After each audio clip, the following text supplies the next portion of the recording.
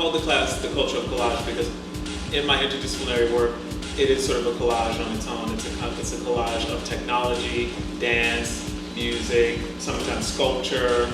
And so I wanted to use the class as a way to show how one can work in an interdisciplinary way.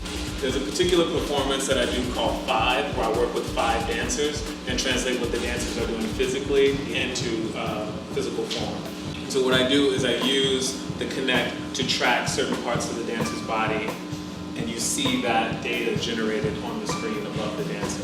This data is 3D data, so it's later rendered out and then 3D printed, and then those materials are casted and then made into sculptures. During the live performance, not only am I tracking the dancer, but there's also 5 musicians whose job is to translate what the dancers are doing physically into something sonically. And so that performance is sort of like the framework in which the class will live. As part of the class, I'm going to provide all the students with a software that will allow them to manipulate audio and video in real time.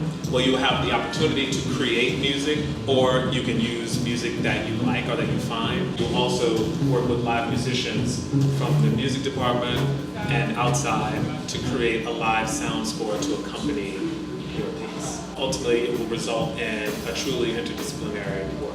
Now, throughout that process, we're going to do some reading. I'm going to bring in a lot of guest speakers, and we're going to really lean into critical thinking so that you can use these tools that are made available to you to make something that's actually meaningful.